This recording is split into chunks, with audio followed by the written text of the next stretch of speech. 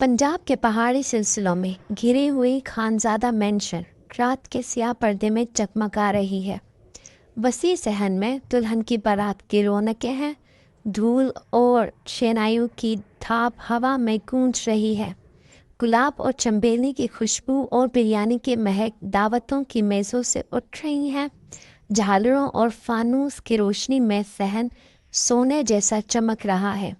ये दिलावर खान आज़ाद की किरण कज़न की शादी है, जिसने ख़ानदान को एक बार फिर इकट्ठा कर दिया है। मिशन मेंशन के बुलंद संगे मरमर के सुतून और नफीस स्टाइल का काम खानजादा खान की ताकत की निशानी है, मगर इन शान और शौकत के पीछे कुछ और एक कहानी छुपी है। दिलावर खानजादा 25 साला एक पुरकशिश माफिया शहजादा जो दोहरी शख्सियत का मालिक है, सहन में दाखिल होता है। इसकी सियाह शेरवानी चांदी के धागों से सजी हुई है। इसकी हेज़ल आँखों में मुस्कुराहट चमक रही है। इसके साथ इसके दोस्त हैं जो इसी तरह खुश लिबास पहने हैं। वो अपनी बूढ़ी माँ के माथे पर प्यारा बोसा देता है, अपनी कज़न के साथ खुशी से नाचता है, चाचू और खालाओं से गर्म जोशी से मिलता है, तोहफे तकसीम करता है, दुआएं देता है। इसकी हंसी सहन में गूंजती है, एक मासूम बेटे का रूप जिसे देखकर कोई भी धोखा खा सकता है। लेकिन इसके स्वरूप के पीछे एक और सच छुपा है। जो आयशा 22 साला एक मेहनती नौकरानी जिसका दिल हमदर्दी से भरा है, उसने देख लिया है। वो खामोशी से मेंशन में चलती है, फूलों की मालाएं सजाती है, चांदी के थाल चमकाती है। इसका सादा सिल्वर कमीज इस शान शौकत के दरमियान नुमाया है। आयशा खानजादा के राजों से वाकिफ़ है। कई महीने पहले एक ऐसी तकलीफ के बाद जब वो मुरझाए हुए फूलों को फेंकने बाहर निकली, तो उसने दिलावर को एक लड़के को मारते देखा जो किसी मुखालिफ ग्रोह का पैगाम रसा था। इसकी चीखें रात की खामोशी में गूंज रही थी। दिलावर के हाथों में खून था, इसके हाथों में सफाकियत। जाकर अपने आका से कह, या तो घुटने देख दे या राख हो जाए, उसने गरजते हुए कहा। आयशा ने ये सब देख लिया था। आज रात जब शादी की तकरीब ने उरूज पर है, आयशा का दिल इस खुफिया इल्म के बोझ तले दब रहा है। वो किनारे से दिलावर को देख रही है। मिठाइयों के ट्रे पर उसके हाथ रुक जाते हैं। उसकी बादामी आंखें तन जाती हैं जब वो उसके हर हरकत को गौर से देखती है। मेहमानों के लिए वो एक मिसाली मेज़बान है। उसकी मुस्कुराहट गर्म जोशी की अलामत, मगर वो इसके पीछे छुपी हुई ठंडे हिसाब किताब को देख सकती है। वही नज़र जो उसने इस शिद्दत के मौके पर देखी थी। सहन खुशियों से गूंज रहा है। बच्चे रोशनियों में एक दूसरे के पीछे भाग रहे हैं, बुजुर्ग दास्तानें सुना रहे हैं और दुल्हन सुर्ख लहंगे में जगमगा रही है। मगर आयशा के जहन में इस लड़के की चीखें गूंज रही हैं, एक ऐसी धुन जो मौसीकी को भी दबा सकती है। जब वो बाग की तरफ निकल जाते हैं, आयशा को खतरा महसूस होता है। वो दूर से पीछे चल पड़ती है। इसका दिल खौफ और अज़न के इम्तिजाज से धड़क रहा है। वो बाग की दीवार तक पहुंचती है, बिल्कुल इसी लम्हे जब दिलावर की आवाज़ एक बार फिर बुलंद होती है। इस बार एक नए शिकार के लिए। एक नौजवान लड़का, शायद किसी मुखालिफ का जासूस, इनकी धमकियों के सामने कांप रहा होता है। तुम समझते हो हमें चैलेंज करके ज़िंदा बच जाओगे? दिलावर गरजता है। उसकी मुट्ठी बंद होती है। चांद की रोशनी उसकी उंगलियों पर पहने हुए अंगूठी पर चमकती है। उसकी माफिया हुक्मरानी की अलामत। इसके दोस्त गधों की तरह घेरा डाल देते हैं। इनके खूबसूरत चेहरे धमकी आमेज नकाब में बदल जाते हैं। वो नौजवान को ताने देते और धमकी देते हैं। आयशा का सांस रुक जाता है। उसका राज यकायक सामने आ जाता है। वो सायों से बाहर कदम रखती है। उसकी आवाज़ कांपती हुई मगर पुख्ता, बस करो दिलावर खानजादा, वो पुकारती है। उसके अल्फाज रात को चीरते हुए तलवार की तरह गुजरते हैं। पूरा घर जम कर रह जाता है। सबकी नजरें उस पर टिक जाती हैं। एक नुकरानी सादा सलवार कमीज में اس کی موجودگی ایک غیر متوقع چیلنج۔ دلاور کی نظر اس سے جا ٹکراتی ہے، حیرت اور غصے کی ایک طوفان اس کے اندر اٹھ جاتا ہے۔ وہ چلانا چاہتا ہے مگر اس کے اندر میں ایک مردہ بچے کی سی چبھنے لگتی ہے۔ دلاور نے اچانک اپنا ہاتھ اٹھانا چاہا مگر عائشہ کی آنکھوں میں اپنا ہی عکس دیکھ کر وہ جمع رہ گیا۔ اس کی انگلیاں کھل گئیں جیسے کوئی نادیدہ طاقت نے اسے روک لیا ہو۔ ساری آگ ایک لمحے میں راکھ بدل گئی۔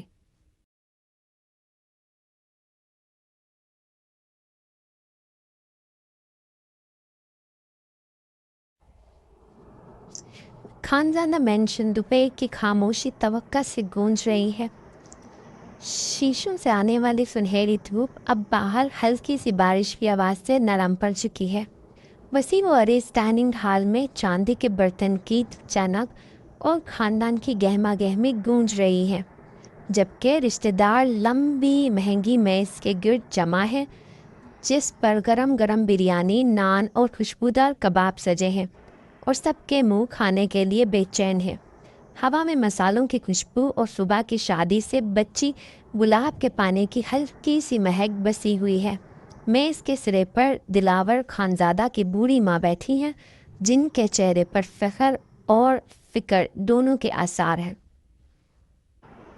وہ کمرے کو دیکھتی ہیں اور ان کی نظریں عائشہ پر ٹھہر جاتی ہیں، جو کچن کے آخری ٹرے اٹھا رہی ہے۔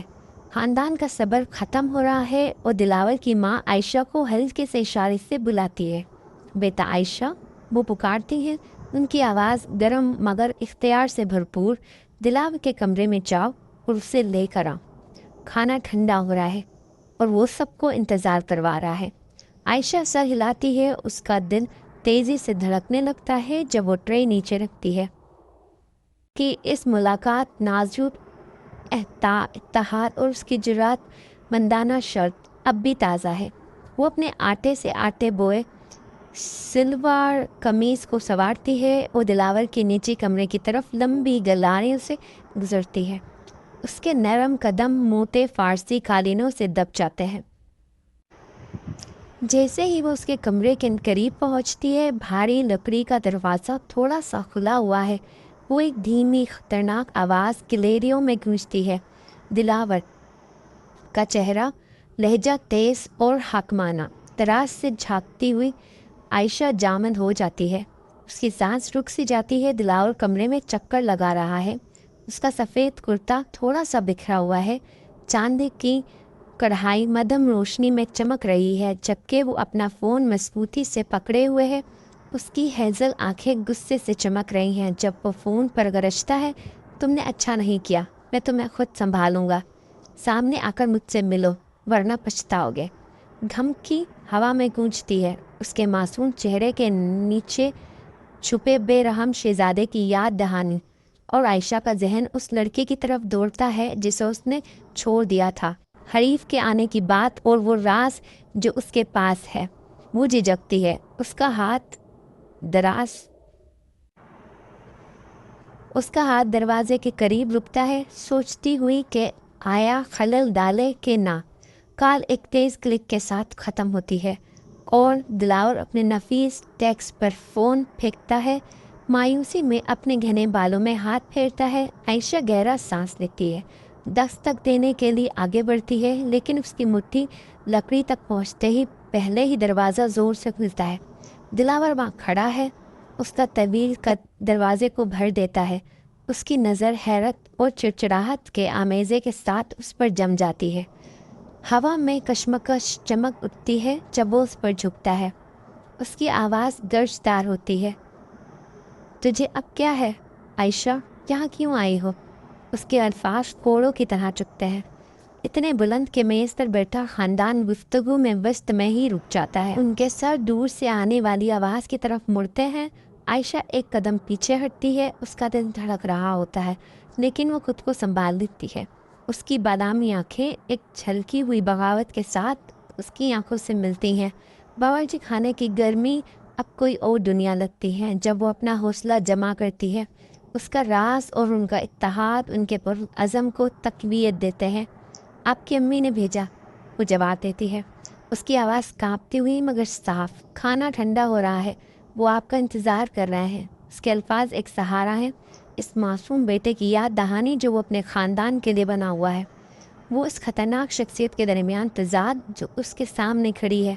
دلاور کے چہرے کے تاثرات بدلتے ہیں، اس کی آنکھوں میں غصہ جگہ گناہ ایک جھلک کو دیتا ہے۔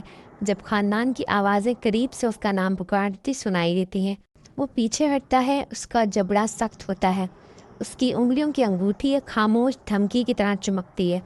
پھر سے میری بات میں مداخلت نہ کرو، وہ گرجتا ہے۔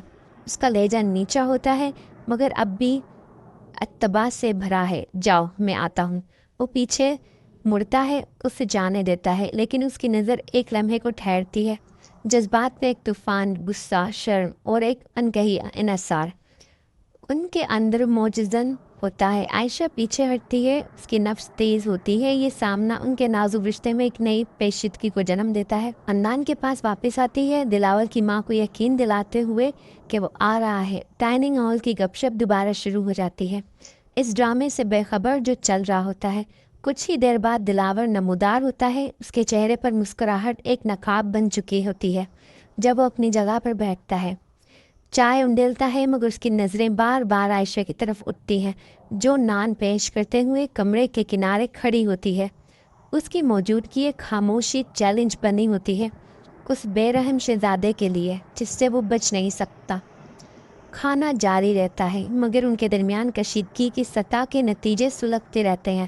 طاقت اور نجات کا یہ تنا ہوا دھاگا اگلے امتحان کا انتظار کر رہا ہوتا ہے جو اس کی مضبوطی کو پرکھے گا۔ شام کا وقت ہے، دوپہر کی بوندا باندی اب سرد خاموشی میں بدل چکی ہے، جبکہ شہر کی روشنیاں ٹمٹمانے لگتی ہیں۔ خانزادہ مینشن جو خاندانی رشک کے بعد اب خاموش ہے۔ عائشہ اپنے سارے کام، آخری برتنوں کی صفائی، چادریں طے کرنا اور شام کی چائے پیش کرنا مکمل کرنے کے بعد وہ اپنے فرسودہ شال اوڑھ لیتی ہے۔ اس کا ذہن دل کی کشمکش سے بوجھل ہے۔ اس کی ماں نے پہلے ہی فکر سے لبریز آواز میں کہا تھا، عائشہ اپنی کزن کو دیکھ کر آؤ، وہ بیمار ہے اور میں گھر سے نہیں نکل سکتی۔ سر ہلاتے ہوئے عائشہ جلدی نکل جاتی ہے۔ اس کے قدم مقصد کے ساتھ ہلکے ہیں جب وہ پڑوس کی گلی میں اپنی کزن کے معمولی سے گھر کی طرف جاتی ہے۔ ملاقات مختصر مگر دلی ہوتی ہے۔ اس کی کزن پیلی اور بخار میں مبتلا کمزور سی مسکراہٹ دیتی ہے جب عائشہ اس کے ماتھے پر ٹھنڈا کپڑا رکھتی ہے اور دعائیں پڑھتی ہے۔ جب شام گہری ہوتی ہے، عائشہ الوداع کہتی ہے، دوا لے کر واپس آنے کا وعدہ کرتی ہے اور رات میں قدم رکھتی ہے۔ ٹھنڈی ہوا اس کے چہرے کو چھوتی ہے۔ اسے معلوم نہیں ہے کہ وہ جس علاقے سے وہ گزر رہی ہے، کم روشن سڑک کے جس کے دونوں طرف گزرتی دیواریں اور آوارہ کتے ہیں، اب ایک خفیہ ملاقات کی جگہ بن چکا ہے۔ سائے میں چھپا ہوا دلاور خانزادہ اور اس کا گروہ ایک سیاہ ایس سی وی کے گرد جھنڈ ہوتا ہے۔ ان کی آوازیں دھیمی مگر خطرناک ہیں۔ وہ ایک غیر قانونی سودے کی منصوبہ بندی کر رہے ہوتے ہیں، گاڑی میں ممنوعہ سامان کے ڈبے لاتے ہوتے ہیں۔ ان کے کہکہے رات کی خاموشی میں ظلم کی گونج بن جاتے ہیں۔ عائشہ خیالات میں گم، مڑتے ہی جم کر رہ جاتی ہے۔ بندوق کی نالی کی چمک اس کی نظر پڑتی ہے اور اس کا دل دھڑکنا بند ہو جاتا ہے جب وہ دلاور کے لمبے سائے کو پہچان لیتی ہے۔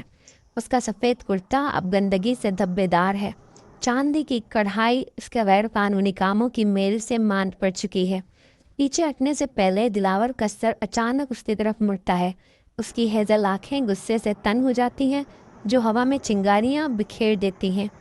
ان کے آدمی خاموش ہیں اور ہتھیاروں پر ہاتھ منڈلاتے ہیں۔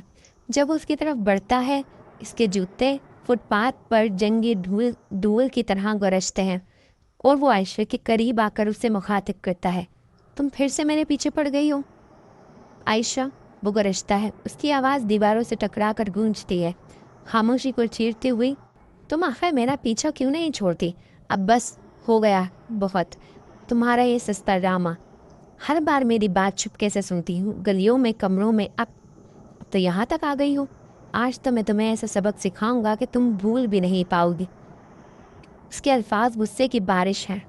دھول اڑتی ہے جب وہ اس کی طرف انگلیوں سے اشارہ کرتا ہے۔ اس کا غصہ چہرہ اور دھمکی کے آمیزے سے بگڑا ہے۔ اس کے ساتھ ہی خسخسائے ہنسی ہنساتے ہیں اور ان کی آنکھیں مزے کے ساتھ چمکتی ہیں جبکہ عائشہ پیچھے ہٹتی ہے۔